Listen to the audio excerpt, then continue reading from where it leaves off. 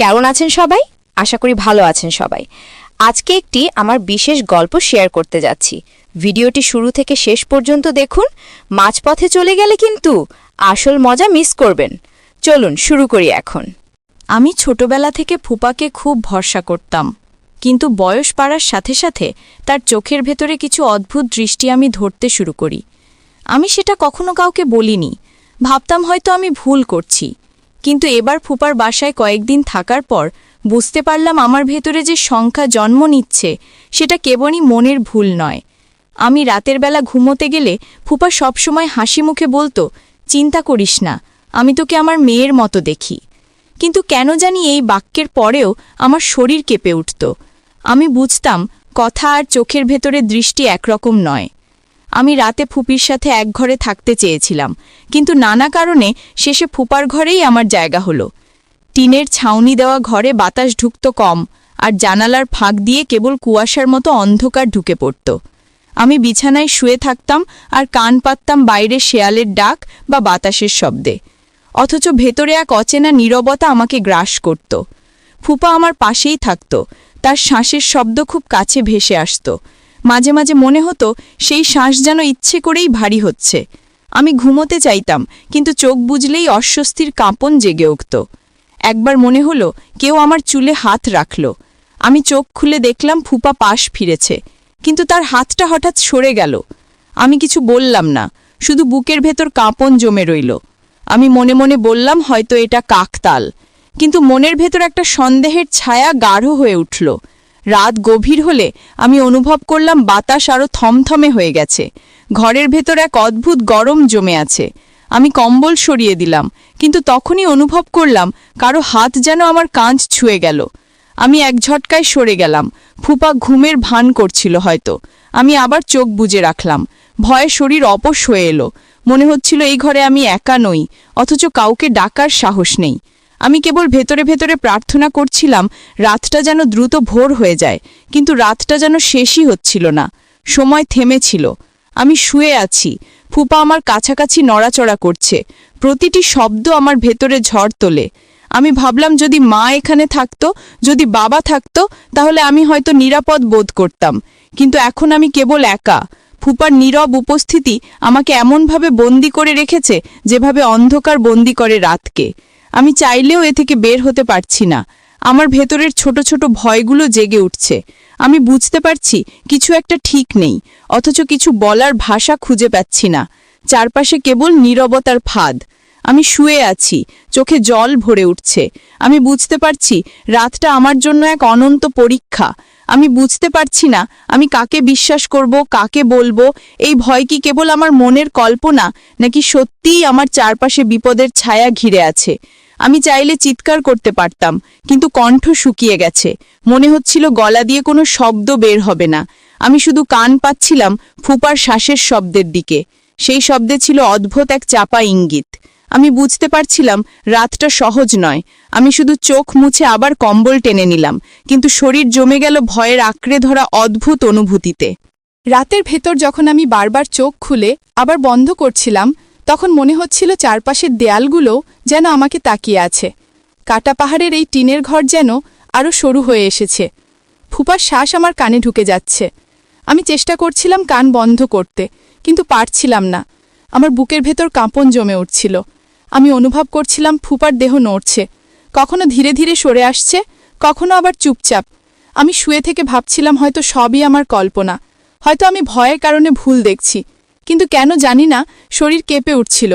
একবার মনে হলো কম্বলের ভেতরে হালকা বাতাস নড়ল, অথচ জানালা বন্ধ। আমি ঘুম ভেঙে উঠে বসতে চাইলাম, কিন্তু পারলাম না। হাত পা যেন পাথরের মতো ভারী হয়ে গেছে। আমি আবার শুয়ে রইলাম। ভেতরে ভয় চেপে ধরছে। মনে হচ্ছিল কেউ খুব কাছে আছে, অথচ চোখ খুলে দেখলে হয়তো অস্বস্তিকর কিছু ধরা পড়বে। আমি সাহস পাইনি। আমি ভাবলাম ভোর হলে উঠব, ফুপির কাছে গিয়ে বলবো আজ থেকে আমি ওর সাথে ঘুমাবো, ফুপার সাথে আর না। কিন্তু ভোর আসতে যেন দেরি হচ্ছিল। অন্ধকার দীর্ঘ হয়ে যাচ্ছিল। আমি আবার চোখ বন্ধ করে প্রার্থনা করছিলাম। এভাবে তো পারা যায় না। আমি বুঝতে পারছিলাম ফুপার ভিতরে কিছু অন্যরকম নীরবতা আছে, যেটা আমার উপর ভারী হয়ে পড়ছে। মাঝে মাঝে মনে হচ্ছিল কারো দৃষ্টি আমার মুখের উপর স্থির হয়ে আছে।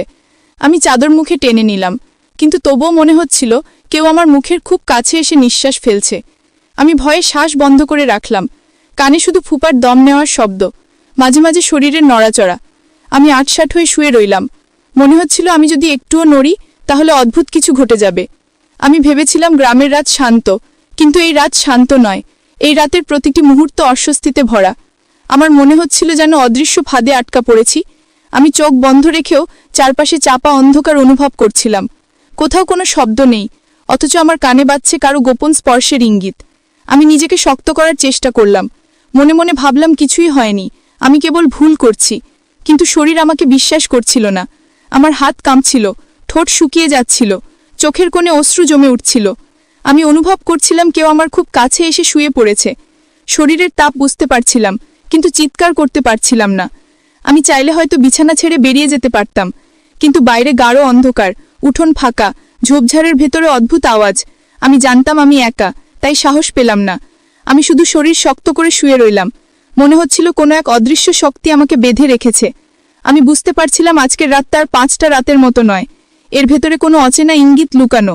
আমি শুনতে পাচ্ছিলাম আমার হৃৎস্পন্দন নিজের কানে, আর ফুপার দম নেওয়ার শব্দে অদ্ভুত চাপা কাঁপন। এই রাত যেন শেষ হওয়ার নয়। আমি শুধু চাইছিলাম জানালার বাইরে আলো ঢুকে পড়ুক, ভোর হোক, আজকের রাতটা পেরিয়ে যাই। কিন্তু অন্ধকার আমাকে ছেড়ে দিচ্ছিল না। আমি মনে মনে বারবার বলছিলাম, আমি নিরাপদ আছি, কিছু হবে না। কিন্তু শরীর সেই কথা মানছিল না। শরীর কাঁপছিল। আমি বুঝতে পারছিলাম আমার ভেতরের ভয় আজীবনের মতো গেঁথে যাচ্ছে। এই অভিজ্ঞতা কোনোদিন আমাকে ছাড়বে না। সকাল হওয়ার আগেই আমি মনে করেছিলাম হয়তো ভোর হয়ে গেছে, কিন্তু জানালার বাইরে তখনও অন্ধকার, চারপাশে অদ্ভুত নীরবতা। আমি বিছানায় গুটিসুটি মেরে শুয়ে আছি, চোখ বন্ধ করলেও ঘুম আসছে না। ফুপার নড়াচড়া আমার পাশেই অনুভব করছিলাম। তার শ্বাস যেন আরও কাছে, কখনো ভারী, কখনো থেমে থেমে। আমি চুপচাপ শুনছিলাম। মনে হচ্ছিল সে জেগে আছে, অথচ ভান করছে ঘুমের। আমার বুকের ভেতর ধুকফুক শব্দ বাড়ছিল। আমি সাহস করে একটু সরে গিয়ে দূরে যেতে চাইলাম, কিন্তু ঘরের ভেতরে জায়গা কম। টিনের ঘরটায় বিছানা এমনভাবে রাখা যে পাশ ফিরলেই ফুপার সাথে লাগতে হয়। আমি বুঝলাম এই ঘর থেকে বের হওয়া সহজ নয়। আমি চোখ মেলে তাকালাম ছাদের দিকে। টিনের ওপরে ঝুলে থাকা মাকড়সার জালগুলো হালকা বাতাসে নড়ছে, তবুও ভেতরে বাতাস ভারী। আমার মনে হচ্ছিল এই অন্ধকার আমাকে চেপে ধরছে।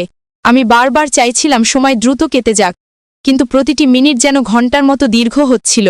হঠাৎ অনুভব করলাম ফুপার হাত আমার খুব কাছাকাছি সরে এসেছে। আমি শ্বাস বন্ধ করে রাখলাম, কিছু বললাম না, শুধু শক্ত হয়ে রইলাম। আমি মনে মনে ভাবছিলাম হয়তো এটা কেবল ঘুমের ভেতরে অজান্তে নলাচড়া, কিন্তু কেন জানি শরীর ঠান্ডা হয়ে গেল। আমি চোখ বন্ধ করেই কেঁপে উঠছিলাম। একসময় মনে হলো কেউ আমার কানের কাছে এসে ফিসফিস করল। যদিও স্পষ্ট কিছু শুনতে পেলাম না, তবুও গায়ের লোম দাঁড়িয়ে গেল। আমি ভয়ে চোখ খোলার সাহস পেলাম না, কেবল প্রার্থনা করছিলাম যেন ভোর হয়ে যায়। আমার মনে হচ্ছিল জানালার বাইরে যদি একটুখানি আলোও আসতো, আমি হয়তো দৌড়ে বাইরে চলে যেতাম। কিন্তু তখনও চারপাশ অন্ধকার। আমি শরীর চাদরের নিচে লুকিয়ে রাখলাম, কিন্তু চাদরের ভেতর আরও দম বন্ধ হয়ে আসছিল। আমি মনে করলাম শ্বাস নিতে পারছি না, তবুও চাদর সরালাম না, কারণ ভয় ছিল চোখ খুললে সামনে কি দেখতে পাব। মাঝে মাঝে মনে হচ্ছিল বিছানার উপর চাপা একটা ভারী ছায়া নড়ছে। আমি শুয়ে আছি, কিন্তু শরীর পাথর হয়ে গেছে। আমি নড়তে পারছি না, মুখ খুলতে পারছি না, শুধু চোখের ভেতরে পানি জমে যাচ্ছে। আমি চাইছিলাম চিৎকার করতে, কিন্তু গলা দিয়ে শব্দ বের হচ্ছিল না। আমি ভাবলাম ফুপির কাছে গিয়ে বলবো, কিন্তু কাকে বলবো? ফুপি জানলেও হয়তো বিশ্বাস করবে না। সবাই বলবে ফুপা তো ভালো মানুষ। কিন্তু আমি জানি এই রাতের ভেতর অদ্ভুত কিছু ঘটছে, যা আমি কাউকে বলতে পারবো না। আমি নিজেই জানি না সেটা কিভাবে বলবো। আমার শরীর বারবার কেঁপে উঠছিল। মনে হচ্ছিল আমি এক ভয়াবহ গোপন সত্যের ভেতর ঢুকে গেছি, যেখান থেকে বের হওয়ার কোনো রাস্তা নেই। আমি শুধু ভেতরে ভেতরে চুপচাপ কাঁদছিলাম। অশ্রু কম্বলের নিচে ভিজে যাচ্ছিল, কিন্তু আমি শব্দ করছিলাম না, কারণ মনে হচ্ছিল শব্দ করলেই কিছু ঘটে যাবে। আমি নিঃশ্বাস আটকে রাখছিলাম। মনে হচ্ছিল এই রাত এক অন্তহীন ফাঁদ। আমি জানি সকালে সবাই আমাকে সাধারণ দেখবে, আমি কিছু বলতে পারবো না, কিন্তু ভেতরের কষ্ট কেউ বুঝবে না। আমি তখনই স্থির করলাম আর কখনো ফুপার ঘরে থাকব না।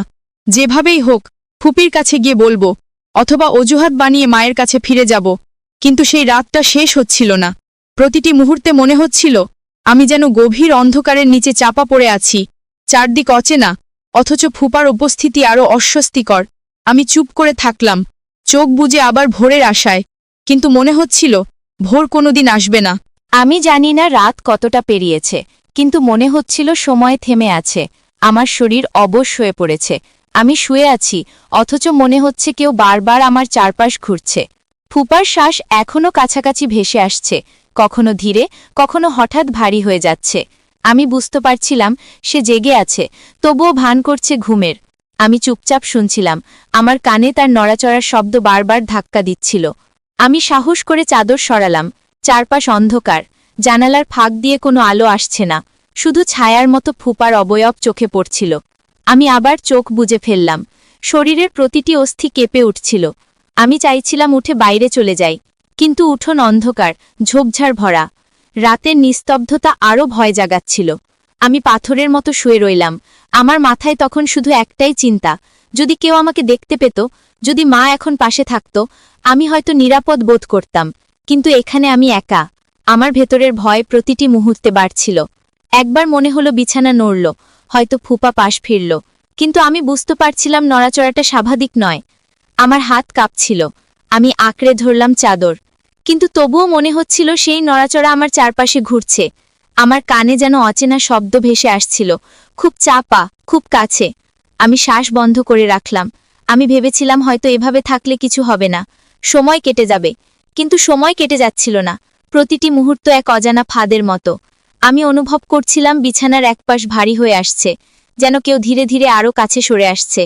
আমি চোখ মুছে ফেললাম, কিছু দেখব না ঠিক করলাম, শুধু বেঁচে থাকব ভোর পর্যন্ত।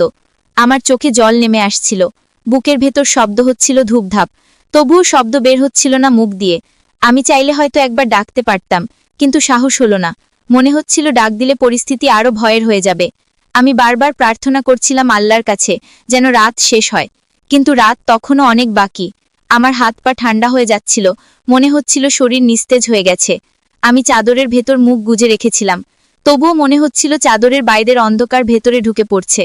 ফুপার উপস্থিতি এতটা কাছে যে নিঃশ্বাস নিলেও মনে হচ্ছিল তার শ্বাসের সাথে মিশে যাচ্ছে।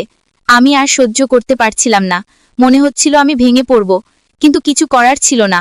আমি স্থির হয়ে পড়ে রইলাম, শরীর কাঁপছিল ভেতরে ভেতরে। আমি জানি না কিভাবে রাতটা কেটেছে, কিন্তু মনে হচ্ছিল প্রতিটি মিনিট এক জীবনের মতো দীর্ঘ। আমি অনুভব করছিলাম আমার নিরাপত্তা ছিনিয়ে নেওয়া হচ্ছে, অথচ কাউকে বলার ভাষা খুঁজে পাচ্ছি না।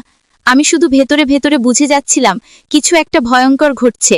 রাত তখন এতটাই গভীর হয়ে উঠেছিল যে মনে হচ্ছিল সময় থমকে গেছে। চারপাশের গ্রাম অন্ধকারে ডুবে আছে, দূরে কোথাও কুকুর ডাকছে, হাওয়ার শব্দ টিনের চালের ফাঁক দিয়ে শো শো করে ঢুকছে। অথচ ঘরের ভেতরে নিস্তব্ধতা এত ভারী যে শ্বাস নিতে কষ্ট হচ্ছিল।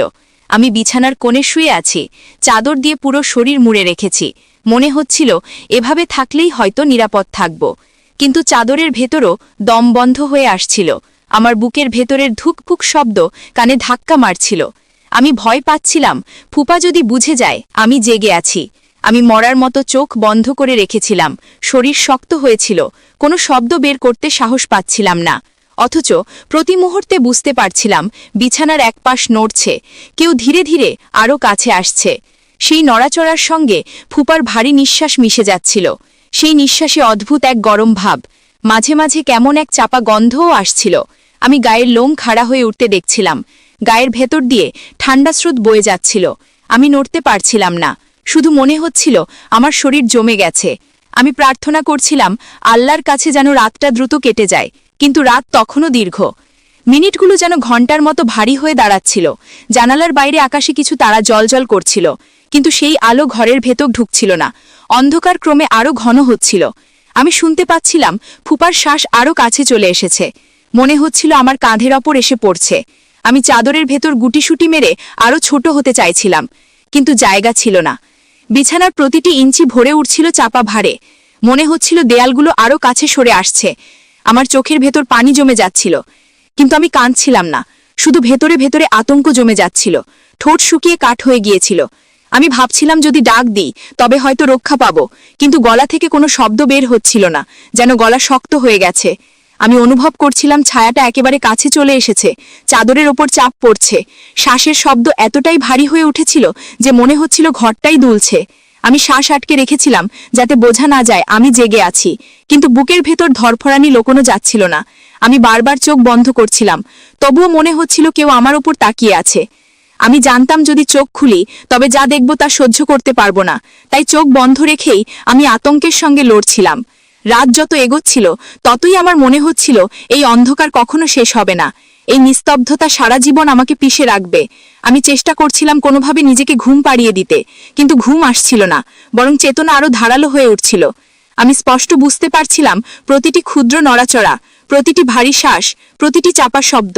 আমি অনুভব করছিলাম আমার ভেতরের ভয় জমে পাথর হয়ে গেছে, এমন এক পাথর যা আমি কোনোদিন নামাতে পারবো না।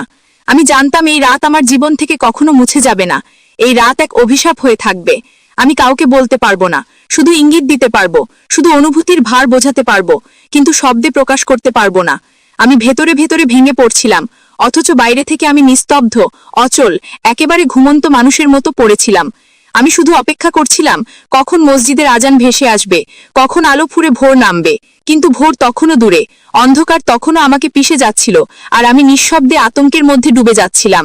রাত তখন যেন শেষ হতে চাইছিল না, প্রতিটি মুহূর্ত আরও দীর্ঘ হয়ে উঠছিল। মনে হচ্ছিল ঘড়ির কাঁটা থেমে গেছে। আমি বিছানার কোণে শক্ত হয়ে শুয়ে আছি, শরীর জমে গেছে, ঠোঁট শুকিয়ে ফেটে গেছে, চোখের পাতার ভেতর দিয়ে পানি জমে উঠছে, কিন্তু আমি কান্না করতে পারছি না, শব্দ বের করতে পারছি না। শুধু ভেতরে ভেতরে আতঙ্ক জমে দানা বাঁধছে। আমি অনুভব করছিলাম ঘরের অন্ধকার আরও ভারী হয়ে আসছে, বাতাসের ভেতর চাপা এক অজানা গন্ধ ছড়িয়ে পড়ছে, নিঃশ্বাসের ভেতর ভয়ের সঙ্গে মিশে আছে অস্বস্তির এক দীর্ঘ ছায়া। আমি জানি আমি একা নই, আমি জানি আমার চারপাশে আরও এক উপস্থিতি আছে, এমন এক উপস্থিতি যাকে আমি নাম দিতে চাই না, যাকে আমি ভাষায় প্রকাশ করতে চাই না, শুধু শরীর দিয়ে অনুভব করছি। বিছানার চাদরের ওপর চাপ পড়ছে, চারপাশের শূন্যতা সরে আসছে, অন্ধকার আরও ঘন হয়ে উঠছে। আমি চেষ্টা করছি নিজেকে বোঝাতে সবকিছু মায়া, আমি স্বপ্ন দেখছি, কিন্তু বুকের ভেতরে ধুকপুকানি বলে দিচ্ছে এটা স্বপ্ন নয়, এটা বাস্তব। আমি নিঃশ্বাস আটকে রেখেছি, তবুও মনে হচ্ছে শব্দ বেরিয়ে যাচ্ছে। আমি ভয় পাচ্ছি ফুপা বুঝে ফেলবে আমি জেগে আছি। আমি চাদরের ভেতর মুখ লুকিয়ে রেখেছি, কিন্তু মনে হচ্ছে চাদর ভেদ করে সেই দৃষ্টি আমাকে বিদ্ধ করছে। আমি কল্পনা করছি জানালার ফাঁক দিয়ে ভোরের আলো ঢুকে পড়ুক, পাখির ডাক শোনা যাক, কিন্তু কিছুই হচ্ছে না। রাতের কালো আরো ঘন হয়ে আসছে, বাইরে হয়তো হাওয়া বইছে, কিন্তু ভেতরে সব স্থির, শুধু সেই ভারী নিঃশ্বাস আমাকে চেপে ধরছে।